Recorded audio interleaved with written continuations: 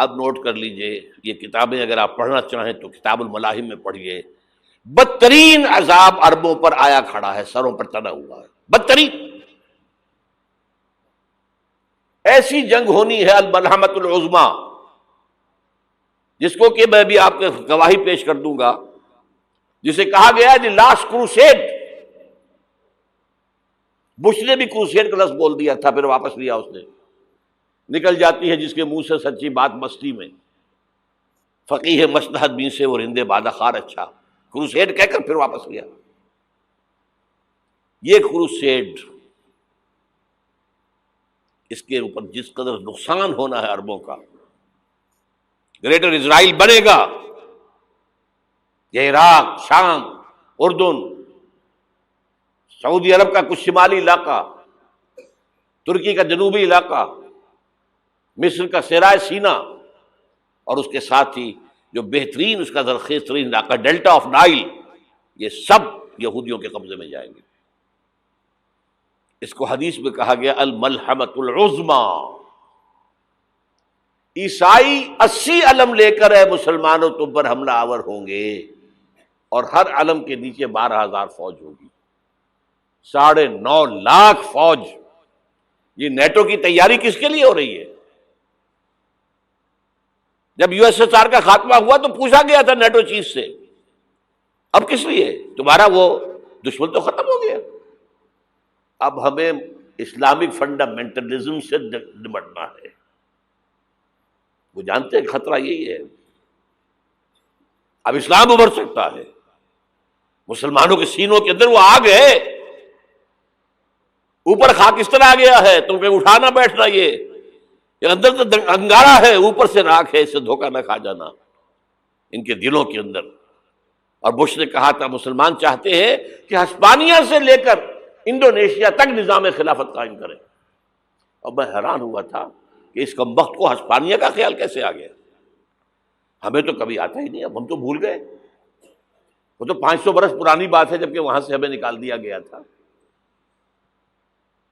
اگرچہ اقبال نے کہا تھا ہے ارض فلسطین پہ یہودی کا اگر حق، ہسپانیہ پر حق نہیں کیوں اہل عرب کا. ہسپانیہ میں تو 800 سال حکومت کی مسلمانوں نے، اور ابھی 500 برس ہی گزرے ہیں نا. یہودی تو ارض مقدس سے 2000 سال نکالے گئے. انہیں لا کے آباد کیا گیا، عربوں کے سینے میں خنجر بھونک دیا گیا. وہ چھوٹا سا ملک جو چاہتا کرتا، کوئی پوچھنے والا نہیں. امریکہ جیسے اپنے بیٹے کی حفاظت کرے ویسے کرتا ہے اس کی. اور حضور نے فرمایا ہے وہ جنگ جب ہوگی تو ایک باپ کے اگر 100 بیٹے ہوں گے تو 99 ختم ہو جائیں گے، ایک بچے گا. یہ حدیث ہے، حدیث ہے صحیح. اور آپ نے فرمایا ویل للعرب من شر قد اقترب. عربوں کے لیے ہلاکت ہے، عربوں کے لیے بربادی ہے اس شر سے جو قریب آ چکی ہے. اور آج جس طرح انہوں نے ان کی تہذیب کو اختیار کر لیا ہے، دبئی جا کر دیکھیے، بدترین مغربی معاشرہ جو ہے وہ دبئی کے اندر ہم نے قائم کر کے دکھا دیا. اب سعودی عرب اس راستے پر بڑھ رہا ہے. اور اس کے بعد نمبر 2 پر جو ہے ہم پاکستانی ہیں. لیکن میں اس کے وہ پہلی بات جو کہہ رہا ہوں وہ تو یقینی ہے، اس میں تو احادیث صحیحہ موجود ہے. اگرچہ اس کے بعد پانسا پلٹے گا، پھر حضرت مہدی کا ظہور ہوگا، حضرت عیسیٰ کا نزول ہوگا، اور وہ گریٹر اسرائیل گریٹر گریو یارڈ بنے گا یہودیوں کا. ایک ایک یہودی قتل ہوگا اور دفن ہوگا. یہ بات میں ہونا ہے، میں پہلی بات بات کر رہا ہوں. وہ پانسا پلٹے گا جب پلٹے گا. ابھی جو سامنے ہے وہ کیا ہے؟ جس ملحمۃ العظمیٰ کہا حضور نے، جسے آرمگیڈون کہتے ہیں عیسائی. آرمگیڈون کی اگر کہیں جا کر آپ دیکھیں گے، آپ ڈکشنری میں مانی تو کیا لکھا ہے؟ A very big war which will be fought between the forces of evil and good before the end of this world. اس دنیا کے خاتمے سے پہلے خیر اور شر کی قوتوں کے درمیان بہت بڑی جنگ ہوگی. ارمجدون اسے کہتے ہیں عربی میں، اور آرمگیڈون اسے کہتے ہیں انگریزی کے اندر. اور یہ بائبل کی آخری کتاب کے اندر ہے، جو اس میں کہ مکاشفات یوحنا، ریولیشنز آف سینٹ جان. یہ تو میں کہہ رہا ہوں یقین کے ساتھ، اور زیادہ دور نہیں ہے، آیا چاہتا ہوں. اس لیے کہ یہودیوں کا اور عیسائی جو کنزرویٹوز ہیں، نیو کنزرویٹوز، ان کا 5 نکاتی ایجنڈا ہے متفق علیہ، جس کے تحت کہ یہ جنگ صلیبی شروع کی گئی ہے. وہ سن لیجئے آپ. آرمیگیڈون نمبر 1، گریٹر اسرائیل قائم ہو جانا اس کے نتیجے میں نمبر 2، مسجد اقصی اور قبۃ الصخرہ کو گرانا نمبر 3، وہاں تھرڈ ٹیمپل، وہ مسجد جو حضرت سلیمان نے بنائی تھی 1000 قبل مسیح میں، پھر برباد کی تھی نبوکدنضر نے، دوبارہ بنائی گئی، پھر دوبارہ ختم ہوئی 70 عیسوی تک گری پڑی ہے. ان کا خانہ کعبہ گرا ہوا ہے 70 عیسوی سے لے کر آج تک. ایک دیوار ہے ویلنگ وال، جہاں جاتے ہیں، روتے ہیں، پیٹتے ہیں، ماتم کرتے ہیں، وہاں وہ بنے گا تھرڈ ٹیمپل. اور نمبر 4، اس میں لا کر رکھا جائے گا تخت حضرت داؤد کا. یہ تخت کہاں ہے اس وقت؟ یہ لندن شریف کے اندر جو ان کی پارلیمنٹ کا جو چرچ ہے، ویسٹ منسٹر ایبے، اس میں رکھا ہوا ہے. ایک پتھر تھا جس پر بٹھا کر حضرت داؤد کی تاج پوشی ہوئی، پھر حضرت سلیمان کی ہوئی، پھر وہ پتھر رکھ دیا گیا جب حضرت سلیمان نے بنایا ہیکل مسجد اقصی، وہاں رہا وہ. ہر بادشاہ جو تھا یہودی اسی کے اوپر بٹھا کر اس کی تاج پوشی ہوتی تھی. سن 70 میں ٹائٹس نے گرایا اسے، ہیکل کو، وہ پتھر لے گیا، وہاں سے روم گیا، روم سے آئرلینڈ گیا، آئرلینڈ سے اسکاٹ لینڈ آیا، اسکاٹ لینڈ سے انگلینڈ آیا، اور اب وہ رکھا ہوا ہے 14ویں صدی عیسوی سے آج تک. وہ ویسٹ منسٹر ایبے میں رکھا ہوا، ایک کرسی کی سیٹ میں اسے بنا دیا گیا ہے تخت کی شکل میں. اب انگریزوں میں کوئی ملکہ ہو، کوئی بادشاہ ہو جس کی بھی تاج پوشی ہونی اس میں ہوتی. یہ لا کر رکھا جائے گا تھرڈ ٹیمپل میں، اور اس پر یہودیوں کے خیال کے مطابق ان کا مسیحا آئے گا جو مسیح دجال ہوگا. عیسائیوں کے خیال کے مطابق حضرت عیسیٰ آئیں گے، وہ ہمارا بھی خیال ہے حضرت عیسیٰ آئیں گے علیہ السلام. بہرحال یہ تو بات کی باتیں ہیں نا. اس وقت جو میں عرض کر رہا ہوں، عربوں پر بہت بڑا عذاب، اور پاکستان کا معاملہ البتہ یہ ہے، میں یقین سے نہیں کہہ سکتا.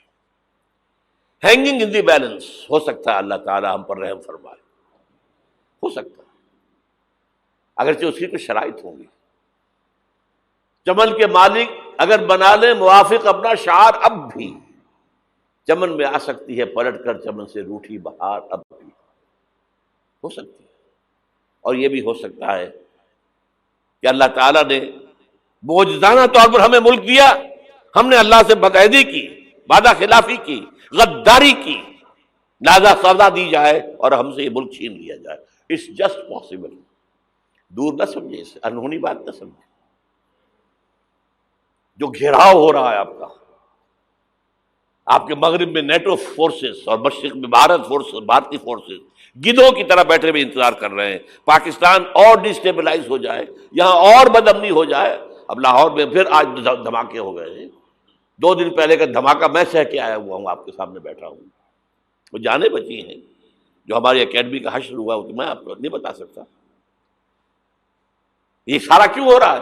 تاکہ یہاں بدامنی ہو جائے اور ہمیں جواز مل جائے. مغرب سے نیٹو فورسز داخل ہو جائیں، مشرق سے بھارتی فورسز آ جائیں، اور ہمارے ایٹمی دانت توڑ کر اور پھر ہمیں بھارت کے سامنے ڈال دیا جائے. نو ڈو ایز یو لائک.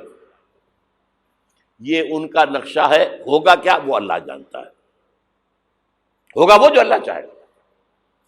لیکن اللہ کا چاہنا جو ہے وہ کس پر منحصر ہے؟ یہاں انقلاب برپا کرو، یہاں اسلام لاؤ. اگر دھندوں میں لگے رہو گے تو وہ خود بخود نہیں آ جائے گا انقلاب. صحابہ نے جانیں دی تھی، کتنی تکلیفیں اٹھائی تھی. 12 برس تک مکی دور کے اندر با نشہ درویشی در ساز و دمادم زن، جو پختہ شبی خدرا بر سلطنت جم زن. یوم طائف یاد ہے جو حضرت عائشہ فرماتی ہے کہ میں نے پوچھا تھا حضور سے کہ یوم احد سے زیادہ سختی بھی آپ پر کبھی آئی؟ یوم احد پر کیا ہوا تھا؟ تلوار کا وار پڑا تھا آپ کے چہرہ مبارک، یہ جو رخسار کی ہڈی ہے اس کے اندر وار گیا ہے، اوپر خود کی 2 کڑیاں تھیں وہ اس میں گھس گئیں، 2 دندان مبارک شہید ہوئے۔ وہ خود کی کڑیاں ایک صحابی نے اپنے دانتوں سے پکڑ کے کھینچنے کی کوشش کی، دانت نکل گئے، وہ نہیں نکلی، کیا جتن کر کے نکالی گئی ہوگی تو خون کا فوارہ آیا، اتنا خون گیا ہے کہ آپ بے ہوش ہو گئے، گر گئے، اور مشہور یہ ہو گیا کہ آپ کا تو انتقال ہو گیا، شہادت ہو گئی۔ یہ سیرت کبھی پڑھی ہے؟ حضرت عائشہ کے ہوش کا تو یہی دور تھا نا، یوم طائف میں تو آپ کی کیا تھی، بچی تھی، انہیں کیا پتا کیا ہو رہا ہے حضور کے ساتھ۔ 3 دن تک حضور مکے کی گلیاں اور وہاں کے اوباش لوگ پتھراؤ کر گئے تھے اس امید میں کہ شاید وہاں کا کوئی سردار ایمان لے آئے، تو یہاں تو ابو طالب بھی فوت ہو گئے، یہی دنیاوی سہارا تھا، خاندانی سہارا تھا ابو طالب کے ذریعے، اور گھر میں ایک دلجوئی کرنے والی رفیقہ حیات تھی، وہ بھی، ان کا بھی انتقال ہو گیا۔ آپ نے کہا یہ عام الحزن ہے، اب تو سب کو طے ہو گیا قریش کو کہ اب جیسے قتل کر دو ان کو، اسی لیے آپ گئے طائف، شاید وہاں کا کوئی بڑا سردار مانے، ایمان لے آئے مجھ پر، تو میں اپنا مرکز ادھر شفٹ کر دوں۔ تینوں سے ملے ہیں، تینوں نے وہ جواب دیے ہیں، نکل جاؤ یہاں سے، میں تمہارے ساتھ بات بھی کرنے کو تیار نہیں۔ اچھا، تمہارے سوا کوئی نہیں ملا تھا اللہ کو نبی بنا کر بھیجنے کے لیے؟ دیکھو جاؤ، میں بات نہیں کرنا چاہتا، ہو سکتا ہے میں بے عزتی کر بیٹھوں، واقعی تم اللہ کے نبی ہو تو میں مارا جاؤں گا، جاؤ جاؤ جاؤ۔ یہ سلوک محبت کے ساتھ ہوا، اور پھر چھوکروں کو، اسٹریٹ ارچنز جنہیں آپ کہتے ہیں، اشارہ کیا تھا، خبر لو ان کی، پتھراؤ ہو رہا ہے، ساتھ کوئی ہے ہی نہیں، ایک آدمی صرف، زید ابن حارثہ۔ اب سامنے سے پتھر آ رہے ہیں تو حضرت زید آگے آ جاتے ہیں، ڈھال بنتے ہیں، مجھے لگے پتھر حضور کو لگے، آپ پیچھے سے آ رہے ہیں، چاروں طرف سے تو ڈھال نہیں بن سکتا ایک شخص، جسم لہو لہان، خون جا کر جوتیوں میں جم گیا ہے، جوتی اتر نہیں۔ پھر وہاں سے واپسی پر جو دعا مانگی ہے، اللہم الیک اشکو ضعف قوتی وقلت حیلتی وہوانی علی الناس، اے اللہ تیری جناب میں فریاد لے کر آیا ہوں اپنی قوت کی کمی کا، اپنے وسائل کی کمی کا، اور جو ذلت و خواری ہو رہی ہے لوگوں کے سامنے، الا ملتقننی، مجھے کس کے حوالے کر دیا ہے، الا بعیدی یتجہمنی، یہ میرے اوپر ہجوم کر کے آ جائے، حملہ کریں، اور عدو من لگتا امرے، یہ دشمن کے حوالے میرا معاملہ کیا، جو چاہے کر دے وہ۔ لیکن پھر عبدیت غالب آتی ہے، ان لم یکن علی غضبک فلا ابالی، اللہ اگر تو ناراض نہیں ہے تو مجھے کوئی پرواہ نہیں، سر تقسیم خم ہے جو مزاج یار میں آئے، مجھے اندیشہ یہ ہے کہ تو ناراض تو نہیں ہوگی۔ یہ تکلیفیں جھیلی ہے، سینکڑوں صحابہ نے جانوں کا نذرانہ پیش کیا ہے، احزاب کی جنگ میں فاقوں پر فاقے ہو رہے تھے، اور ان فاقوں کی حالت میں خندق کھودنے کا حکم ملا ہے، لوگوں کی کمریں دوہری ہو رہی ہیں، پتھر باندھے ہیں اپنے پیٹوں سے، اپنے چادروں کے ساتھ کس کر، قبر دوہری نہ ہو جائے۔ اور جب صحابہ کدالیں چلا رہے ہیں تو کیا کہہ رہے ہیں؟ نحن الذین بایعوا محمدا علی الجہاد ما بقینا ابدا، اللہم لا عیش الا عیش الاخرہ۔ صحابہ کہتے تھے ہم وہ لوگ ہیں جنہوں نے محمد سے بیعت کی ہے کہ جہاد کرتے رہیں گے جب تک جان میں جان نکل جائے تو بات، اور جان ہے، چاہے ابھی بھوک سے کمر دوہری ہوئی جا رہی، جان تو ہے۔ اور ایک دفعہ کہتے تھے اللہم لا عیش الا عیش الاخرہ، اللہ عیش، زندگی تو آخرت کی زندگی ہے۔ اور حضور فرماتے تھے، حضور کے بیٹھے ہوئے نہیں تھے گاؤں تکیہ لگا کر، پتھر اٹھا کر خندق میں سے لے جا کر باہر پھینک رہے تھے، جب صحابہ کہتے ہیں اللہم لا عیش الا عیش الآخرہ، حضور فرما رہے ہیں فاغفر الانصار والمہاجرہ، اے اللہ ان انصار اور مہاجرین کی مغفرت فرما دے۔